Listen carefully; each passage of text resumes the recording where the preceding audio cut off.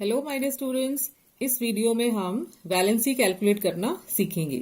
अगर हमें atomic number मालूम है, एटॉमिक नंबर ये सीरीज में लिखे हुए हैं, ये एलिमेंट्स के नाम है। तो अगर हमें एटॉमिक नंबर मालूम है तो पहले हमें इलेक्ट्रॉनिक कन्फिग्रेशन लिखनी होती है। Now what is electronic configuration? That is arrangement of electrons in the shell. Means electrons को हम उनके शेल्स में डिवाइड कर देंगे। तो ये इलेक्ट्रॉनिक कन्फिग्रेशन लिखी है। जैसे example, lithium atomic number is 3। So the electronic configuration, पहले शेल में 2 इलेक्ट्रॉन्स, दूसरे शेल में 1 इलेक्ट्रॉन। अब लास्ट वाले शेल में जो हम इलेक्ट्रॉन्स लिख रहे हैं उनको हम कहते हैं वैलेंस इलेक्ट्रॉन्स। जैसे बोरॉन एटॉमिक नंबर 5, तो हमने लिखा 2, 3। फर्स्ट शेल में 2 इलेक्ट्रॉन, सेकेंड शेल में 3 इलेक्ट्रॉन्स। तो ये जो 3 इलेक्ट्रॉन्स हैं ये हैं उसके वैलेंस इलेक्ट्रॉन्स।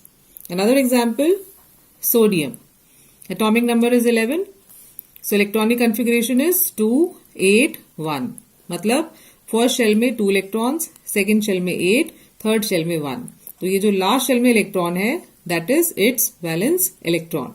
एक और एग्जाम्पल ले लेते हैं, पोटेशियम एटॉमिक नंबर है 19, इलेक्ट्रॉनिक कन्फिग्रेशन हो गई 2, 8, 8, 1। 1 electron is the valence electron. ठीक है, अब वैलेंसी कैसे निकालेंगे? हमारा रूल है, if the number of valence electrons are 1, 2, 3 और 4,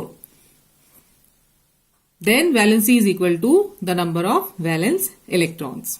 एग्जाम्पल के साथ में समझते हैं अब इसको।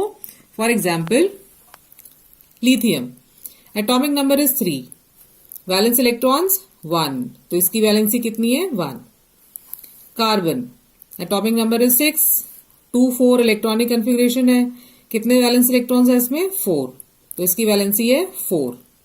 Another example, magnesium electronic configuration is 282 because its atomic number is 12, कितने वैलेंस इलेक्ट्रॉन्स? 2, तो इसकी वैलेंसी भी 2। दूसरा example, chlorine atomic number 17, configuration 287, valence electrons कितने हैं? 7। अब हमारा रूल इस केस में होगा, अगर वैलेंस इलेक्ट्रॉन्स हैं 5, 6, 7 या 8, then the rule is 8 minus valence electrons, वो उसकी वैलेंसी होगी। क्योंकि हर एक एटम अपने लास्ट शेल में 8 इलेक्ट्रॉन्स, दैट इज ऑक्टेट जिसको हम कहते हैं, वो लाना चाहता है। तो क्लोरीन के केस में अब 7 इलेक्ट्रॉन्स हैं, तो इसकी वैलेंसी कैसे कैलकुलेट करेंगे? 8 माइनस 7, तो वैलेंसी हो गई 1।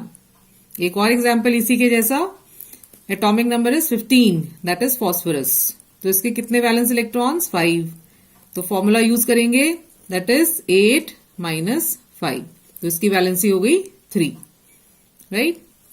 एक और एग्जाम्पल, जैसे कि सल्फर, कितने valence electrons? 6, again our formula 8 minus 6, so the valency is 2.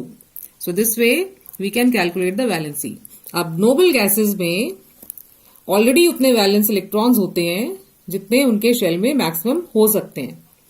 For example, helium atomic number 2, एक ही शेल है उसका और उसमें ऑलरेडी 2 इलेक्ट्रॉन्स हैं। फर्स्ट शेल में मैक्सिमम 2 इलेक्ट्रॉन्स होते हैं, तो इसलिए उसकी वैलेंसी है 0। Another noble gas, neon atomic number is 10, so 2 and 8 is its configuration, तो उसके ऑलरेडी सेकेंड शेल में 8 इलेक्ट्रॉन्स हैं, तो इसलिए इसकी वैलेंसी भी 0। एक और नोबल गैस है argon atomic number is 18, electronic configuration 2, 8, 8, इसके भी आउटर मोस्ट शेल में ऑलरेडी 8 इलेक्ट्रॉन्स पूरे हैं, तो लास्ट शेल में मैक्सिमम 8 इलेक्ट्रॉन्स ही हो सकते हैं, तो that is why the valency of noble gases is 0। अब आप इसमें ट्रेंड देख सकते हो, 1 से 20 एलिमेंट्स में वैलेंसी 1, 0, फिर 1, 2, 3, 4, 3, 2, 1, 0, दिस गोज ऑन।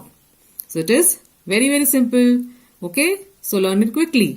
और अगर आपको वीडियो अच्छी लगी और भी आप देखना चाहते हैं तो प्लीज लाइक एंड सब्सक्राइब।